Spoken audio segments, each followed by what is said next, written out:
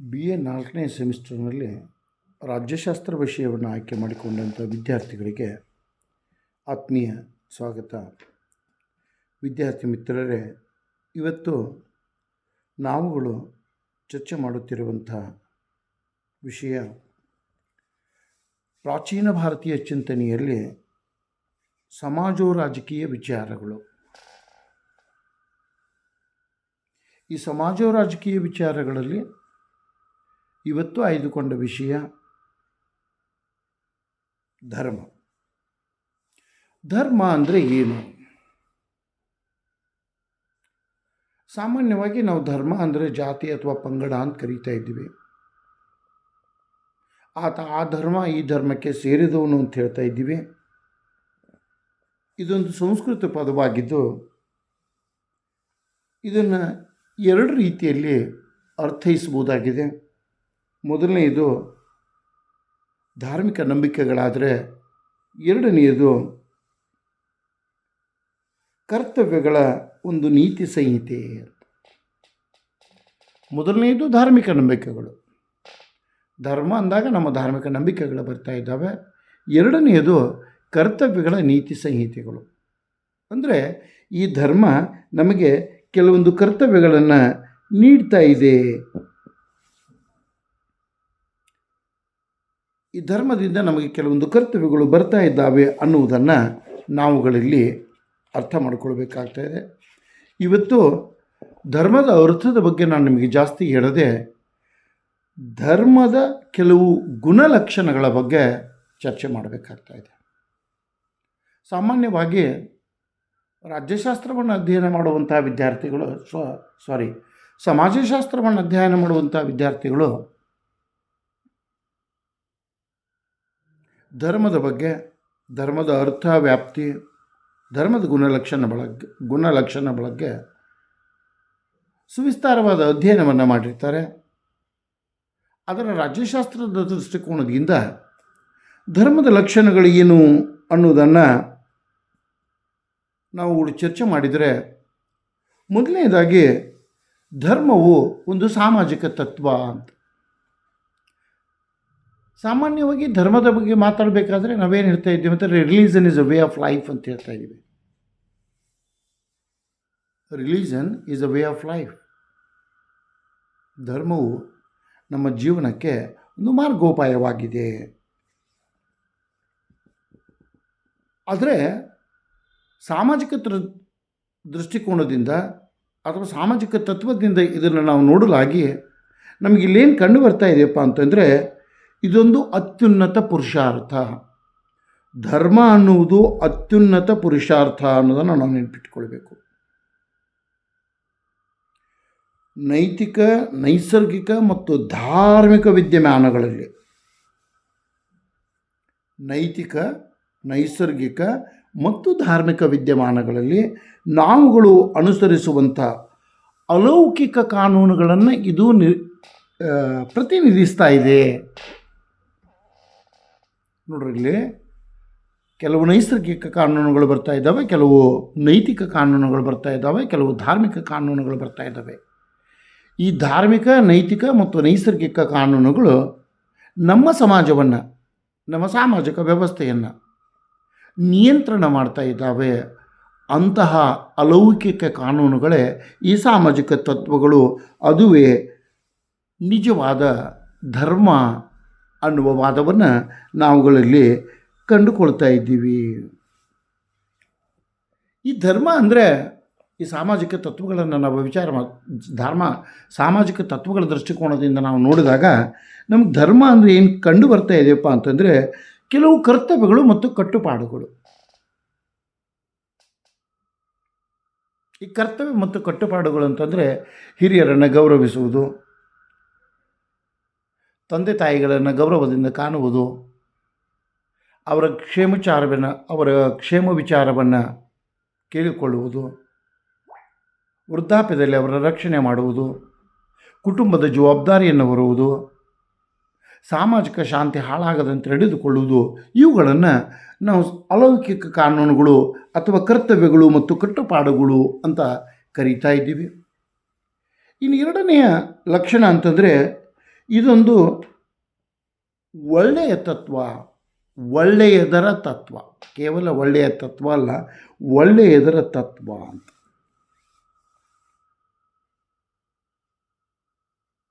ಭಾರತೀಯ ಧರ್ಮದ ಬಗ್ಗೆ, ಭಾರತದಲ್ಲಿ ಧರ್ಮದ ಬಗ್ಗೆ ನಾವು ಮಾತನಾಡುವಂಥ ಸಮಯದಲ್ಲಿ ಇದನ್ನು ನ್ಯಾಯದ ದೃಷ್ಟಿಕೋನದಿಂದ ನೋಡಬೇಕಾಗ್ತಾ ಇದೆ. ಧರ್ಮ ಅಂದರೆ ನಮಗೆ ನ್ಯಾಯವಾಗಿದೆ. ಇದನ್ನು ನ್ಯಾಯದ ದೃಷ್ಟಿಕೋನದಿಂದ ನೋಡುವಂಥ ಸಮಯದಲ್ಲಿ ಇಲ್ಲಿ ಪಾಪ ಮತ್ತು ಪುಣ್ಯಗಳ ಕಲ್ಪನೆ ನಮಗೆ ಬರ್ತಾ ಇದ್ದಾವೆ. ಧರ್ಮಕ್ಕೂ ಪಾಪ ಮತ್ತು ಪುಣ್ಯಕ್ಕೂ ಒಂದು ಬಿಡಿಸಲಾಗರದ ನಂಟಿದೆ ಅಂತ ಹೇಳಿದರೆ ತಪ್ಪಾಗಲಿಕ್ಕಿಲ್ಲ. ಧರ್ಮ ಮತ್ತು ಪಾಪ ಪುಣ್ಯಕ್ಕೆ ಬಿಡಿಸಲಾಗದ ನಂಟು, ಬಿಡಿಸಲಾಗದ ನಂಟು ಅಂತ ಹೇಳ್ತಾ ಇದ್ದೀನಿ ನಾನು. ಯಾಕೆಂತಂದರೆ ಯಾವ ವ್ಯಕ್ತಿ ಧರ್ಮ ಮಾರ್ಗದಲ್ಲಿ ನಡೀತಾ ಇದ್ದಾನೆ ಆತ ಪುಣ್ಯ ಮಾಡ್ತಾ ಇದ್ದಾನೆ, ಆತ ತನ್ನ ಕರ್ತವ್ಯಗಳನ್ನು ಮಾಡ್ತಾ ಇದ್ದಾನೆ, ಅಲೌಕಿಕ ಕಾನೂನುಗಳ ಪಾಲನೆ ಮಾಡ್ತಾ ಇದ್ದಾನೆ, ಆತ ನೈತಿಕವಾಗಿ ನಡೆದುಕೊಳ್ತಾ ಇದ್ದೇನೆ ಅಂತ ಹೇಳ್ತಾ ಇದ್ದೀವಿ. ಅಂದರೆ ಒಂದೇ ಅರ್ಥದಲ್ಲಿ ಆತ ಪುಣ್ಯ ಮಾರ್ಗದಲ್ಲಿ ಹೋಗ್ತಾ ಇದ್ದಾನೆ. ಆದರೆ ಯಾರು ಧರ್ಮದ ವಿರುದ್ಧವಾಗಿ ನಡೆದುಕೊಳ್ತಾ ಇದ್ದಾರೋ ಅಥವಾ ಯಾರು ಧರ್ಮವನ್ನು ಪಾಲನೆ ಮಾಡುವುದಿಲ್ಲವೋ ಅವರು ಪಾಪ ಮಾಡ್ತಾ ಇದ್ದಾರೆ, ಅವರು ಪಾಪಿಗಳು ಅನ್ನುವ ಒಂದು ಕಲ್ಪನೆ ಅಥವಾ ಒಂದು ವಿಚಾರ ನಮ್ಮ ಧಾರ್ಮಿಕ ವ್ಯವಸ್ಥೆಯಲ್ಲಿ ಬಂದಿದೆ ಅಂತ ಹೇಳಿದರೆ ತಪ್ಪಾಗಲಿಕ್ಕಿಲ್ಲ. ಏಕೆಂದರೆ ನಮಗೆ ಧರ್ಮವೇ ಶ್ರೇಷ್ಠ.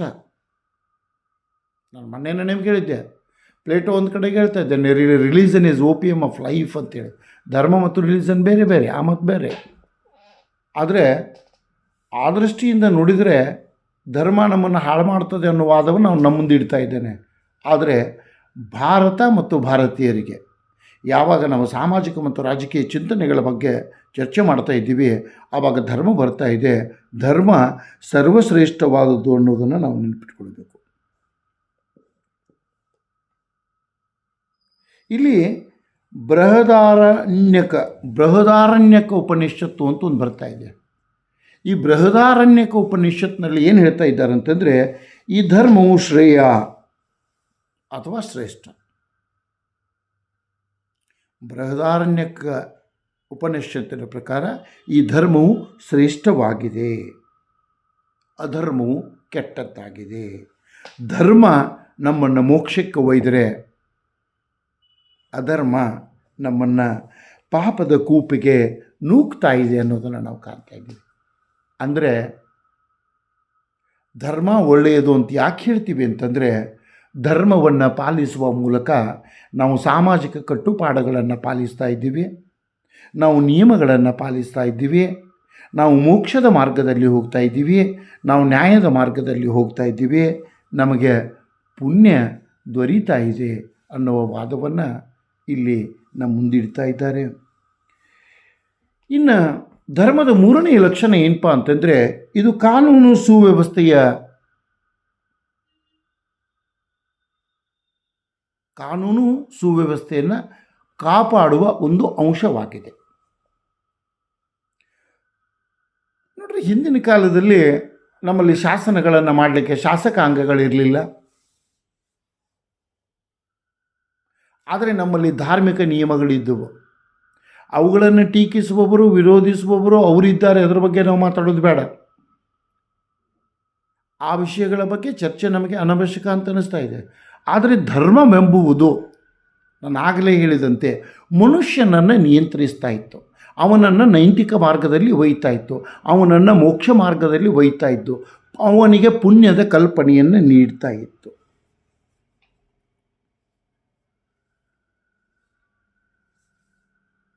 ಯಾವಾಗ ನಾವು ಧರ್ಮವನ್ನು ಪಾಲನೆ ಮಾಡ್ತಾ ಇದ್ದೀವಿ, ಧರ್ಮಕ್ಕೆ ಅನುಗುಣವಾಗಿ ನಡೆದುಕೊಳ್ತಾ ಇದ್ದೀವಿ, ನಮ್ಮ ದೈನಂದಿನ ವ್ಯವಹಾರಗಳಲ್ಲಿ ಆಗುಹೋಗುಗಳಲ್ಲಿ ಧರ್ಮವನ್ನು ಪಾಲಿಸ್ತಾ ಇದ್ದೀವಿ, ಅದರ ಅರ್ಥ ನಾವು ಕಾನೂನನ್ನು ಪಾಲಿಸ್ತಾ ಇದ್ದೀವಿ ಅಂತಂತೆ. ನಾವು ಸಾಮಾಜಿಕ ಶಾಂತಿ ಮತ್ತು ಸುವ್ಯವಸ್ಥೆಗೆ ಸಹಕರಿಸ್ತಾ ಇದ್ದೀವಿ ಅಂದಂತೆ. ಇಲ್ಲಿ ರಾಜಧರ್ಮ ಅಂತ ಒಂದು ಕಲ್ಪನೆ ಬರ್ತಾ ಇದೆ.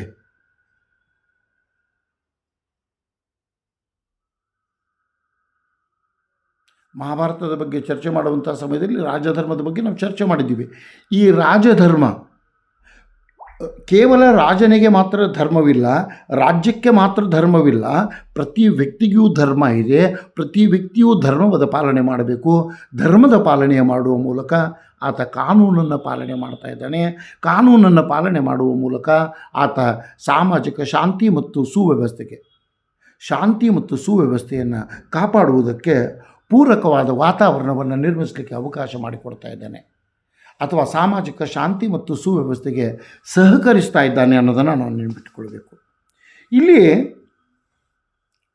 ಈ ಸಾಮಾಜಿಕ ನಿಯಮಗಳು ಮತ್ತು ಕಟ್ಟುಪಾಡುಗಳಂತೇನು ಹೇಳಿದೆ, ಅವುಗಳ ಪಾಲನೆ ಮಾಡದೇ ಇದ್ದಂಥ ವ್ಯಕ್ತಿಗಳಿಗೆ ಹಿಂದೆ ಶಿಕ್ಷೆಯನ್ನೂ ನೀಡ್ತಾ ಇದ್ರು ಅನ್ನೋದನ್ನು ನಾವು ನೆನಪಿಟ್ಕೊಳ್ಬೇಕು. ಅದು ಸಾಮಾಜಿಕ ಬಹಿಷ್ಕಾರವಾಗಿರ್ಬೋದು, ಅಥವಾ ದಂಡದ ರೂಪದಲ್ಲಿ ಆಗಿರ್ಬೋದು, ಅಥವಾ ಮತ್ತಾವುದೋ ರೂಪದಲ್ಲಿ ಅವರಿಗೆ ಶಿಕ್ಷೆಯನ್ನು ನೀಡುವ ಮೂಲಕ ಇಲ್ಲಿ ಧರ್ಮದ ಪಾಲನೆ ಮಾಡಲಿಕ್ಕೆ ಅವರ ಮೇಲೆ ಒಂಥರದ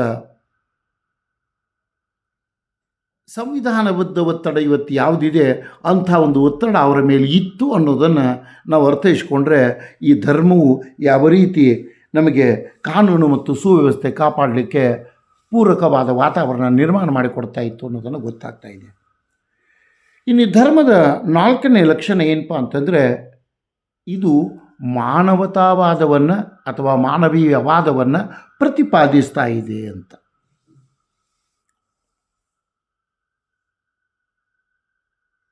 ಪ್ರತಿಯೊಬ್ಬರೂ ತಮ್ಮ ಧರ್ಮವನ್ನು ಪಾಲನೆ ಮಾಡಿದರೆ ಸಮಸ್ಯೆಯೇ ಇಲ್ಲ. ಪ್ರತಿಯೊಬ್ಬರೂ ತಮ್ಮ ಕರ್ತವ್ಯಗಳನ್ನು ಪಾಲಿಸಿದರೆ ಸಮಸ್ಯೆಯೇ ಇಲ್ಲ. ಪ್ರತಿಯೊಬ್ಬರೂ ಕಾನೂನಿಗೆ ಅನುಗುಣವಾಗಿ, ನೈತಿಕತೆಗೆ ಅನುಗುಣವಾಗಿ, ನಿಸರ್ಗಕ್ಕೆ ಅನುಗುಣವಾಗಿ, ಧರ್ಮಕ್ಕೆ ಅನುಗುಣವಾಗಿ ನಡೆದುಕೊಂಡ್ರೆ ಅಲ್ಲಿ ಸಮಸ್ಯೆ ಅನ್ನುವುದೇ ಬರುವುದಿಲ್ಲ. ಮನುಷ್ಯರ ಮಧ್ಯೆ ಭಿನ್ನಾಭಿಪ್ರಾಯ ಬರುವುದಿಲ್ಲ. ಮನುಷ್ಯರ ಮಧ್ಯೆ ವೈರತ್ವ ಬರುವುದಿಲ್ಲ. ಅಂದಮೇಲೆ ಈ ಧರ್ಮ ನಮಗೆ ಮಾನವತಾವಾದವನ್ನು ಅಥವಾ ಮಾನವೀಯವಾದವನ್ನು ಕಲಿಸ್ತಾ ಇದೆ ಅನ್ನೋದನ್ನು ನಾವು ನೆನಪಿಟ್ಕೊಳ್ಬೇಕು. ಏಕೆಂದರೆ ಮನುಷ್ಯ ಸಮಾಜ ಜೀವಿ ಅಂತ ನಮಗೆ ಅರಿಸ್ಟಾಟಲ್ ಹೇಳಿದ್ದಾನೆ. ನಮ್ಮ ಬಯಕೆಗಳನ್ನು, ನಮ್ಮ ಆಶಯಗಳನ್ನು, ನಮ್ಮ ಅವಶ್ಯಕತೆಗಳನ್ನು ಪೂರೈಸಿಕೊಳ್ಳಲಿಕ್ಕೆ ನಾವು ಸಮಾಜದಲ್ಲಿ ಇದ್ದೀವಿ ಅಂತ ಕೂಡ ಅವನು ಹೇಳ್ತಾ ಇದ್ದಾನೆ. ಯಾವಾಗ ನಾವು ನಮ್ಮ ಸಾಮಾಜಿಕ ಅವಶ್ಯಕತೆಗಳನ್ನು ಅಥವಾ ದೈಹಿಕ ಬೇಡಿಕೆ ಮತ್ತು ಪೂರೈಕೆಗಳನ್ನು ಪೂರೈಸಿಕೊಳ್ಳುವುದನ್ನು ಧರ್ಮ ಮಾರ್ಗದಲ್ಲಿ ಮಾಡ್ತಾ ಇದ್ದೀವಿ, ಆವಾಗ ನಾವು ಮಾನವರಾಗಿ ನಡೆದುಕೊಳ್ತಾ ಇದ್ದೀವಿ. ಅದುವೇ ಮಾನವೀಯತಾವಾದ ಅನ್ನೋದನ್ನು ನಾವು ನೆನಪಿಟ್ಕೊಳ್ಬೇಕು. ಇಲ್ಲಿ ನಾನು ಆಗಲೇ ಹೇಳಿದೆ, ಪ್ರತಿಯೊಬ್ಬ ವ್ಯಕ್ತಿ ತನ್ನ ಧರ್ಮವನ್ನು ಪಾಲಿಸಬೇಕು ಅಂತೇಳಿ. ಯಾವಾಗ ಪ್ರತಿಯೊಬ್ಬ ವ್ಯಕ್ತಿ ತನ್ನ ಧರ್ಮವನ್ನು ಪಾಲಿಸ್ತಾ ಇದ್ದಾನೆ, ಅದರಿಂದ ಅಥವಾ ಆತ ಶ್ರೇಷ್ಠ ಮಾನವನಾಗ್ತಾ ಇದ್ದಾನೆ, ಶ್ರೇಷ್ಠ ವ್ಯಕ್ತಿ ಆಗ್ತಾ ಇದ್ದಾನೆ, ವಿಶ್ವ ಮಾನವನಾಗ್ತಾ ಇದ್ದಾನೆ. ಆ ಮೂಲಕ ಮಾನವೀಯ ಮೌಲ್ಯಗಳಿಗೆ ಬೆಲೆ ಕೊಡ್ತಾ ಇದ್ದಾನೆ. ಆದರೆ ನೆನಪಿಟ್ಕೊಳ್ಳಿ, ಕೆಲವು ಧರ್ಮಗಳಲ್ಲಿ ಈ ಮೌಲ್ಯಗಳಿಗೆ ಬೆಲೆ ಇಲ್ಲ. ಆ ಧರ್ಮದ ಬಗ್ಗೆ ನಾವು ಮಾತಾಡೋದಿಲ್ಲ. ನಮಗೆ ಬೇಕಾಗಿರುವುದು ಭಾರತೀಯ ಧರ್ಮ ಅಥವಾ ರಾಜಕೀಯ ಸಾಮಾಜಿಕ ಸಿದ್ಧಾಂತದಲ್ಲಿ ಧರ್ಮದ ಪಾತ್ರದ ಬಗ್ಗೆ ಮಾತಾಡ್ತಾ ಇದ್ದೀವಿ. ಧರ್ಮ ಅಂದರೆ ನಮಗೆ ನ್ಯಾಯ, ಧರ್ಮ ಅಂದರೆ ಮೋಕ್ಷ. ಧರ್ಮ ನಮ್ಮಲ್ಲಿ ಮಾನವೀಯ ಮೌಲ್ಯಗಳನ್ನು ಬೆಳೆಸ್ತಾ ಇದೆ, ನಮ್ಮನ್ನು ಮಾನವರನ್ನಾಗಿ ರೂಪಿಸ್ತಾ ಇದೆ. ವಿಶ್ವಶಾಂತಿಗೆ ನಮ್ಮ ಕೊಡುಗೆಯನ್ನು ನೀಡಲಿಕ್ಕೆ ನಮ್ಮ ಧರ್ಮ ಕಾರಣೀಭೂತವಾಗ್ತಾ ಇದೆ ಅಂಥೇಳಿದರೆ ತಪ್ಪಾಗಲಿಕ್ಕಿಲ್ಲ. ಇನ್ನು ಧರ್ಮದ ಇನ್ನೊಂದು ಲಕ್ಷಣ ಏನಪ್ಪ ಅಂತಂದರೆ, ಪ್ರಯೋಗಾತ್ಮಕವಾಗಿದೆ ಅಥವಾ ಇಟ್ ಈಸ್ ಪ್ರಾಕ್ಟಿಕಲ್ ಓರಿಯೆಂಟೆಡ್.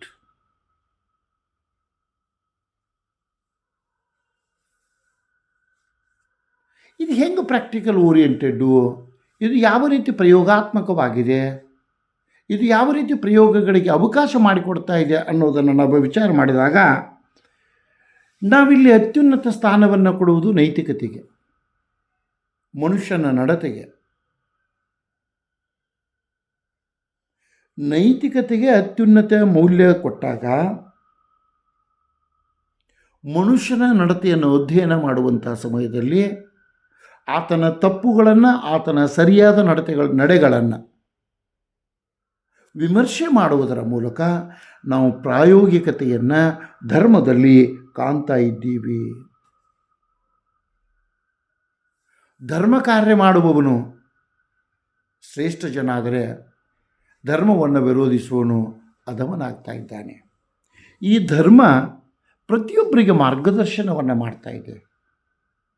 ಯಾವ ರೀತಿ ವಿಜ್ಞಾನ ಮನುಷ್ಯನಿಗೆ ಮಾರ್ಗದರ್ಶನವನ್ನು ಮಾಡ್ತಾ ಇದೆಯೋ, ಯಾವ ರೀತಿ ವಿಜ್ಞಾನ ಮನುಷ್ಯನಿಗೆ ಕೆಲವು ಆವಿಷ್ಕಾರಗಳಿಗೆ ಅವಕಾಶ ಮಾಡಿಕೊಡ್ತಾ ಇದೆಯೋ, ಅದೇ ರೀತಿ ಧರ್ಮ ಕೂಡ ಕೆಲವು ಅವಕಾಶಗಳನ್ನು ಮಾಡಿಕೊಡ್ತಾ ಇದೆ, ಬದಲಾವಣೆಗಳಿಗೆ ಅವಕಾಶ ಮಾಡಿಕೊಡ್ತಾ ಇದೆ. ರಾಜಕೀಯ ಮತ್ತು ಸಾಮಾಜಿಕ ಪರಿಸ್ಥಿತಿಗಳು ಬದಲಾದಂತೆ ಧರ್ಮದಲ್ಲಿಯೂ ಬದಲಾವಣೆಗಳನ್ನು ನಾವು ಕಾಣ್ತಾ ಇದ್ದೀವಿ. ಆ ಕಾರಣದಿಂದ ಇದು ಪ್ರಾಯೋಗಿಕವಾಗಿದೆ ಅಂತ ಹೇಳ್ಬೋದು. ಯಾಕೆಂದರೆ ನಮ್ಮಲ್ಲಿ ಎಷ್ಟೋ ಧಾರ್ಮಿಕ ನಡೆಗಳು, ವಿಚಾರಗಳು, ಆಚಾರಗಳು, ಸಂಸ್ಕಾರಗಳು, ಪದ್ಧತಿಗಳು, ರೂಢಿ ನಿಯಮಗಳು ಕಾಲಾನುಸಾರವಾಗಿ ಬದಲಾಗುತ್ತಾ ಬಂದಿದ್ದಾವೆ. ಒಂದು ಪ್ರದೇಶದಿಂದ ಮತ್ತೊಂದು ಪ್ರದೇಶಕ್ಕೆ ಭಿನ್ನವಾಗಿದ್ದಾವೆ. ಆ ಕಾರಣದಿಂದಾಗಿ ಧರ್ಮವು ಒಂದು ಪ್ರಾಯೋಗಿಕವಾಗಿದೆ ಅಂತ ನಾವುಗಳು ಹೇಳ್ಬೋದು. ಇನ್ನು ಧರ್ಮದ ಇನ್ನೊಂದು ಲಕ್ಷಣ ಏನಪ್ಪ ಅಂದರೆ ಕರ್ತವ್ಯದ ಮಾನದಂಡಗಳು. ಈ ಕರ್ತವ್ಯದ ಮಾನದಂಡಗಳು ಅಂತ ಹೇಳಿದಾಗ ನಮಗೆ ಯಾವ ಕರ್ತವ್ಯವನ್ನು ನೀಡಿದ್ದಾರೆ, ನಮಗೆ ಯಾವ ಕರ್ತವ್ಯವನ್ನು ವಹಿಸಿದ್ದಾರೆ, ಅದ್ಯಾವುದೇ ಇರ್ಬೋದು. ಕರ್ತವ್ಯ ಅನ್ನುವ ಶಬ್ದ ನಮ್ಮ ಮುಂದೆ ಬಂದಾಗ ಅಲ್ಲಿ ಉಚ್ಚ ಮತ್ತು ನೀಚ ಬರೋದಿಲ್ಲ, ಶ್ರೇಷ್ಠ ಮತ್ತು ಅಧಮ ಬರೋದಿಲ್ಲ, ಒಳ್ಳೆಯದು ಕೆಟ್ಟದ್ದು ಅನ್ನೋದು ಬರೋದಿಲ್ಲ. ನಮಗೆ ಯಾವ ಕರ್ತವ್ಯವನ್ನು ವಹಿಸಿದ್ದಾರೆ ಆ ಕರ್ತವ್ಯವನ್ನು ಸಮರ್ಪಕವಾಗಿ, ಆ ಕರ್ತವ್ಯವನ್ನು ನಮ್ಮ ಶಕ್ತಾನುಸಾರವಾಗಿ ಪ್ರಾಮಾಣಿಕವಾಗಿ ಮತ್ತು ನಿಷ್ಠೆಯಿಂದ ಮಾಡುವುದೇ ಒಂದು ಮಾನದಂಡ ಅಂತ ನಾವು ಕೇಳ್ಬೋದು. ಏಕೆಂದರೆ ಇಲ್ಲಿ ನಾವೇನು ಕಾಣ್ತಾ ಇದ್ದೀವಿ ಅಂತಂದರೆ ಪ್ರತಿಯೊಬ್ಬರಿಗೂ ಅವರದೇ ಆದ ಒಂದು ಸಾಮರ್ಥ್ಯ ಇದೆ, ಪ್ರತಿಯೊಬ್ಬರಿಗೂ ಅವರದೇ ಆದ ಒಂದು ಶಕ್ತಿ ಇದೆ, ಪ್ರತಿಯೊಬ್ಬರಿಗೆ ಅವರಿಗೆ ಆದ ಒಂದು ತಿಳುವಳಿಕೆ ಇದೆ, ಪ್ರತಿಯೊಬ್ಬರಿಗೂ ಅವರದೇ ಆದಂಥ ಒಂದೊಂದು ವಿಚಾರ ಅಥವಾ ಸಂಸ್ಕಾರ ಅಥವಾ ಮಾನದಂಡಗಳಿದ್ದಾವೆ. ಅವುಗಳಿಗೆ ಅನುಗುಣವಾಗಿ ನಡೆದುಕೊಂಡು ಧರ್ಮ ಪಾಲನೆ ಮಾಡಿ ನಮ್ಮ ಕರ್ತವ್ಯಗಳನ್ನು ಮಾಡುವ ಮೂಲಕ ನಾವುಗಳು ನಮ್ಮ ಕರ್ತವ್ಯಗಳನ್ನು ಮಾಡಿದರೆ ಧರ್ಮದ ಪಾಲನೆ ಮಾಡ್ತಾ ಇದ್ದೀವಿ ಅಂತ ಹೇಳ್ತಾ ಇದು ಕರ್ತವ್ಯದ ಮಾನದಂಡಗಳನ್ನು ನಿರ್ಧರಿಸ್ತಾ ಇದೆ ಅಂತ ಹೇಳ್ತಾ ಇದ್ದೀವಿ. ಈ ಕರ್ತವ್ಯಗಳ ಮಾನದಂಡವನ್ನು ನಿರ್ಧರಿಸ್ತಾ ಇದೆ ಅಂತ ಹೇಳುವಂಥ ಸಮಯದಲ್ಲಿ ಒಂದು ಅಂಶವನ್ನು ನೆನಪಿಡಬೇಕು. ಯಾವ ರೀತಿ ಪ್ಲೇಟೋ ಪ್ರತಿಯೊಬ್ಬರೂ ತಮ್ಮ ಕಾರ್ಯವನ್ನು ಮತ್ತೊಬ್ಬರ ಕಾರ್ಯದಲ್ಲಿ ಹಸ್ತಕ್ಷೇಪ ಮಾಡದೆ ಅಥವಾ ಮತ್ತೊಂದು ವರ್ಗದ ಕ್ಷೇತ್ರದಲ್ಲಿ ಹಸ್ತಕ್ಷೇಪ ಮಾಡಬೇಕು ಅಂತ ಹೇಳ್ತಾ ಇದ್ದಾನೆ. ಅದೇ ರೀತಿ ನಮ್ಮ ಧರ್ಮ ಕೂಡ ನಮಗೆ ಹೇಳ್ತಾ ಇದೆ. ಅದು ವೇದ ಇರ್ಬೋದು, ಉಪನಿಷತ್ ಇರ್ಬೋದು, ರಾಮಾಯಣ ಇರ್ಬೋದು, ಮಹಾಭಾರತ ಇರ್ಬೋದು, ಭಗವದ್ಗೀತೆ ಇರ್ಬೋದು, ಕುರಾನ್, ಬೈಬಲ್ ಯಾವುದೇ ಇರ್ಬೋದು, ಇವು ನಮಗೆ ಮಾನದಂಡಗಳಾಗಿದ್ದಾವೆ. ಅವುಗಳಿಗೆ ಅನುಗುಣವಾಗಿ ನಮ್ಮ ಕರ್ತವ್ಯಗಳನ್ನು ನಾವು ಮಾಡಬೇಕಾಗ್ತಾ ಇದೆ. ತದನಂತರ ಧರ್ಮದ ಇನ್ನೊಂದು ಲಕ್ಷಣ ಏನಪ್ಪ ಅಂತಂದರೆ ಇದು ಸಮಗ್ರವಾಗಿದೆ.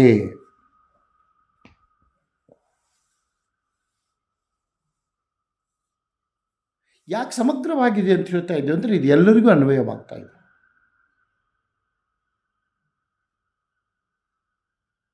ನಾವು ಒಂದೇ ಧರ್ಮ ಒಂದೇ ಕುಲ ಅಂತ ಹೇಳ್ತಾ ಇದ್ದೀವಿ. ಆದರೆ ಧರ್ಮ ಪಾಲನೆಯ ವಿಚಾರದಲ್ಲಿ, ಕರ್ತವ್ಯ ಮತ್ತು ನೈತಿಕತೆ ವಿಚಾರದಲ್ಲಿ ಪ್ರದೇಶ ಮತ್ತು ವ್ಯಕ್ತಿಗಳಿಗೆ ಇದು ಭಿನ್ನ ಭಿನ್ನವಾಗಿರುವುದನ್ನು ಕಾಣ್ತಾ ಇದ್ದೀವಿ. ಆ ಕಾರಣದಿಂದ ಇದು ಸಮಗ್ರವಾಗಿದೆ, ಸರ್ವರಿಗೂ ಅನ್ವಯವಾಗ್ತಾ ಇದೆ. ಆಯಾ ಪ್ರದೇಶ ಮತ್ತು ಆಯಾ ಸಮುದಾಯಕ್ಕೆ ಅನುಗುಣವಾಗಿ ಇದು ಅನ್ವಯವಾಗ್ತಾ ಇದೆ ಅನ್ನೋದನ್ನು ನಾವುಗಳು ನೆನಪಿನಲ್ಲಿಟ್ಕೊಳ್ಬೇಕು. ಇದು ನಮ್ಮ ವ್ಯವಸ್ಥೆಯ ಅಂದರೆ ಯಾವ ಸಮಾಜದಲ್ಲಿ ನಾವು ಬಾಳ್ತಾ ಇದ್ದೀವಿ, ಯಾವ ಸಮಾಜದ ಅವಿಭಾಜ್ಯ ಅಂಗ ನಾವಾಗಿದ್ದೀವಿ, ನಮ್ಮ ವ್ಯವಸ್ಥೆಯ ಅವಿಭಾಜ್ಯ ಅಂಗ ಇದಾಗಿದೆ. ಧರ್ಮವಿಲ್ಲದ ಸಮಾಜವಿಲ್ಲ, ಧರ್ಮವಿಲ್ಲದ ವ್ಯಕ್ತಿ ಇಲ್ಲ. ಪ್ರತಿಯೊಬ್ಬನಿಗೂ ಆತನದೇ ಆದ ಧರ್ಮ ಇದೆ. ಅದನ್ನು ಸ್ವಧರ್ಮ ಅಂತ ಅವನು ಕರೀತಾ ಇದ್ದಾನೆ. ಆ ಧರ್ಮವನ್ನು ಆತ ಪಾಲಿಸ್ತಾ ಇದ್ದಾನೆ. ಈ ಧರ್ಮದಲ್ಲಿ ಧರ್ಮ, ಅರ್ಥ, ಕಾಮ, ಮೋಕ್ಷ ಈ 4 ಪುರುಷಾರ್ಥಗಳು ಬರ್ತಾ ಇದ್ದಾವೆ ಅನ್ನೋದನ್ನು ನಾವು ನೆನ್ಪಿಟ್ಕೊಳ್ಬೇಕು. ಧರ್ಮ, ಅರ್ಥ, ಕಾಮ ಮತ್ತು ಮೋಕ್ಷ ಈ ಯಾವ ಪುರುಷಾರ್ಥಗಳ ಬಗ್ಗೆ ಮಾತಾಡ್ತಾ ಇದ್ದೀವಿ, ಈ ಪುರುಷಾರ್ಥಗಳು ಧರ್ಮದ ಅವಿಭಾಜ್ಯ ಅಂಗಗಳು ಅನ್ನೋದನ್ನು ಕೂಡ ನಾವು ನೆನ್ಪಿಟ್ಕೊಳ್ಬೇಕು.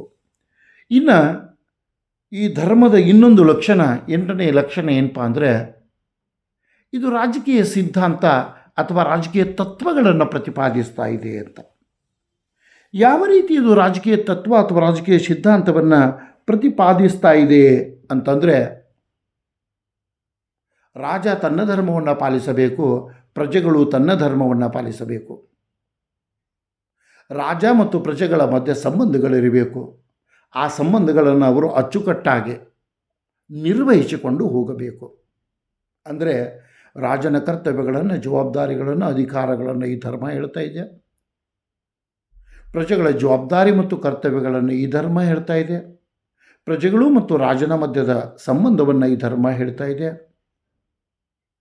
ರಾಜ ಒಬ್ಬ ವ್ಯಕ್ತಿ ಧರ್ಮದ ಉಲ್ಲಂಘನೆ ಮಾಡಿದರೆ, ತನ್ನ ಕರ್ತವ್ಯಗಳ ಪಾಲನೆಯಲ್ಲಿ ವಿಫಲವಾದರೆ ಆತನಿಗೆ ಶಿಕ್ಷೆ ಕೊಡುವ ಅಧಿಕಾರ ಇದೆ ಅಂತ ಈ ಧರ್ಮ ಹೇಳ್ತಾ ಇದೆ.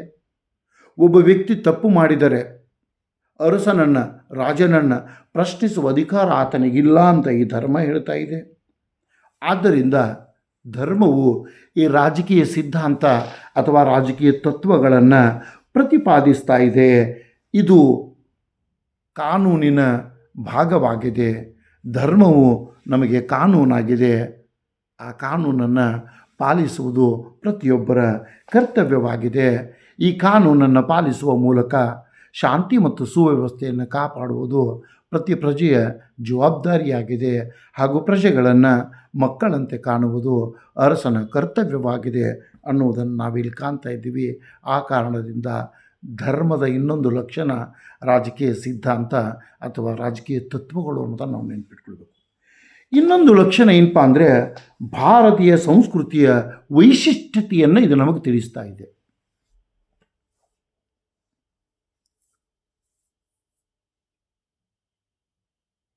ಪರಸ್ಪರರನ್ನು ಗೌರವಿಸುವುದು, ಪ್ರೀತಿಸುವುದು, ಸಹಜೀವನ, ಸಹಭೋಜನ, ಸಹಿಷ್ಣುತೆ, ಸ್ವಾತಂತ್ರ್ಯ ಇವೆಲ್ಲವನ್ನು ನಾವು ಭಾರತೀಯ ಧರ್ಮದಲ್ಲಿ ಕಾಣ್ತಾ ಇದ್ದೀವಿ.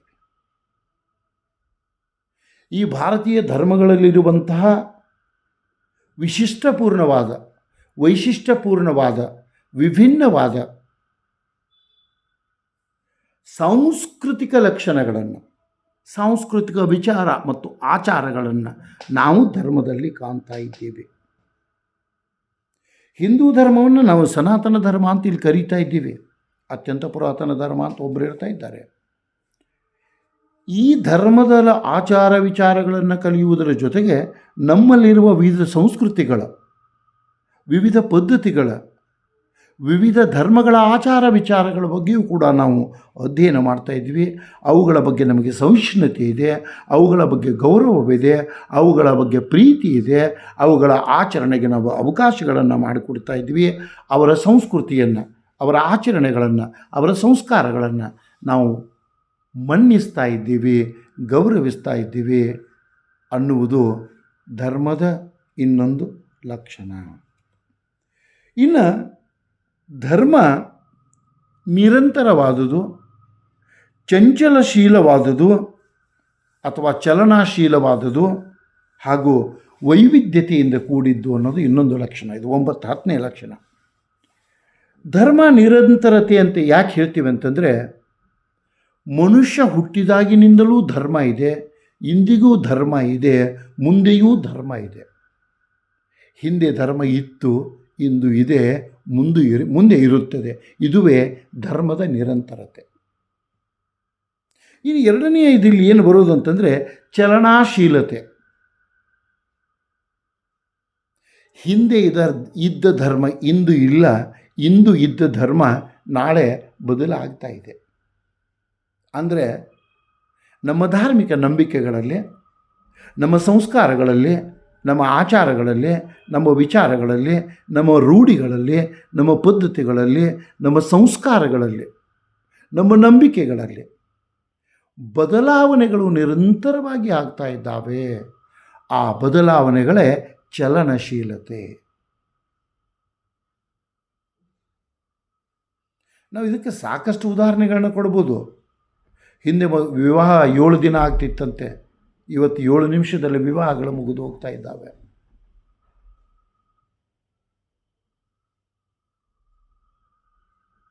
ಹಿಂದೆ ಪ್ರತಿಯೊಬ್ಬರು ನಿತ್ಯ ಮಂದಿರಕ್ಕೆ ಹೋಗುತ್ತಿದ್ದರಂತೆ, ಇಂದು ಅವಕಾಶ ಸಿಕ್ಕಾಗ ಮಂದಿರಕ್ಕೆ ಹೋಗುತ್ತಾರೆ.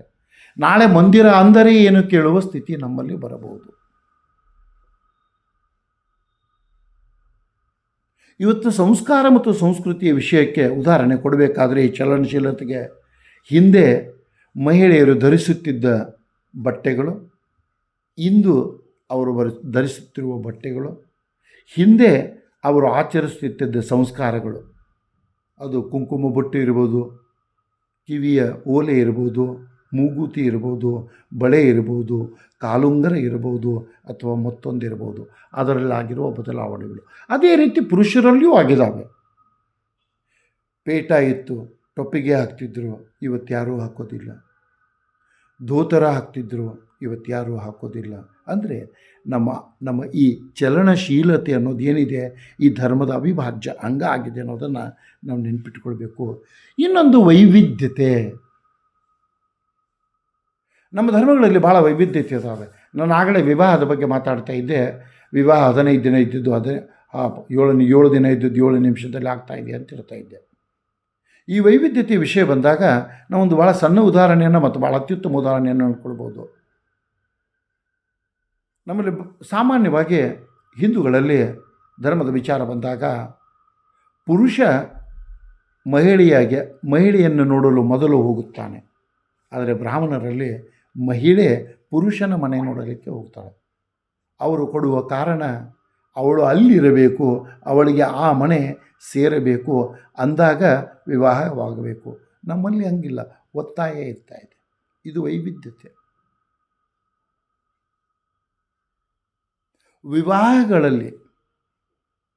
ವಿವಾಹಗಳಲ್ಲಿ ರಕ್ತ ಸಂಬಂಧದಲ್ಲಿ ಕೆಲವು ವಿವಾಹಗಳು ಆಗುವುದಿಲ್ಲ, ಕೆಲವು ವಿವಾಹಗಳು ರಕ್ತ ಸಂಬಂಧದಲ್ಲಿ ಆಗ್ತಾ ಇದ್ದಾವೆ. ಇದು ವೈವಿಧ್ಯತೆ. ಆಚರಣೆಗಳಲ್ಲಿ ನಾವು ಗಣೇಶ ಚತುರ್ಥಿಯನ್ನು ತಗೊಂಡ್ರೆ ಕೆಲವರ ಮನೆಯಲ್ಲಿ ಗಣೇಶ 24 ಗಂಟೆ ಕೂಡ ಇರೋದಿಲ್ಲ, ಕೆಲವರ ಮನೆಯಲ್ಲಿ 21 ದಿನಗಳವರೆಗೆ ಇರ್ತಾ ಇದ್ದಾನೆ. ಇದು ಆಚರಣೆಯಲ್ಲಿರುವ ವೈವಿಧ್ಯತೆ. ಇಂಥ ಒಂದು ವೈವಿಧ್ಯತೆ, ಇಂಥ ಒಂದು ಚಲನಶೀಲತೆ, ಇಂಥ ಒಂದು ನಿರಂತರತೆ ಈ ಧರ್ಮದಲ್ಲಿ ಇದೆ ಅನ್ನೋದನ್ನು ನಾವು ನೆನ್ಪಿಟ್ಕೊಳ್ಬೇಕು. ಇನ್ನು ಧರ್ಮದ ಇನ್ನೊಂದು ಲಕ್ಷಣ ಏನಪ್ಪ ಅಂದರೆ ಮನುಷ್ಯರಲ್ಲಿಯ ವ್ಯತ್ಯಾಸ. ಈ ಮನುಷ್ಯರಲ್ಲಿಯ ವ್ಯತ್ಯಾಸ ಅಂತ ಬಂದಾಗ ಇಲ್ಲಿ ಎನ್ ಉಪಾಧ್ಯಾಯ ಅಂತ ಒಬ್ಬರು ಹೇಳ್ತಾ ಇದ್ದಾರೆ, ಭಾರತದಲ್ಲಿ ಧರ್ಮದ ವಿಚಾರಣೆಯನ್ನು ಅನುಸರಿಸಿದ ನಿರಂತರತೆ ಮತ್ತು ತೀವ್ರತೆಯ ಮುಖ್ಯವಾಗಿ ಧರ್ಮವು ಮನುಷ್ಯನ ಭೇದವನ್ನು ರೂಪಿಸುತ್ತದೆ. ಮನುಷ್ಯನ ಭೇದ, ಧರ್ಮ ಮನುಷ್ಯನಲ್ಲಿ ವ್ಯತ್ಯಾಸ ಕಂಡು ಬರ್ತಾ ಇದೆ. ಈ ಧಾರ್ಮಿಕ ಆಚರಣೆಗಳಲ್ಲಿರುವ ವಿಚಾರಗಳು, ನಾನು ಹೇಳೋದು ಧಾರ್ಮಿಕ ಆಚರಣೆಗಳಲ್ಲಿ ಏನು ವ್ಯತ್ಯಾಸಗಳು ಇರ್ತಾ ಇದ್ದಾವೆ ಅದೇ ಧರ್ಮದ ವಿಚಾರ ಅಂತ ನಾವು ತಿಳ್ಕೊಂಡ್ರೆ ಸಾಕು ಅಂತ ಹೇಳ್ತಾ ಧರ್ಮದ ಲಕ್ಷಣಗಳನ್ನು ಇವತ್ತು ಮುಗಿಸಿ ಮುಂದಿನ ಕ್ಲಾಸ್ನಲ್ಲಿ ದಂಡ ನೀತಿ, ಶಿಕ್ಷೆ ಇವೆಲ್ಲವುಗಳ ಬಗ್ಗೆ ಚರ್ಚೆ ಮಾಡೋಣ ಅಂತ ಹೇಳ್ತಾ ಇವತ್ತು ಕ್ಲಾಸನ್ನು ಮುಗಿಸ್ತಾ ಇದ್ದೀನಿ. ಎಲ್ರಿಗೂ ಧನ್ಯವಾದ.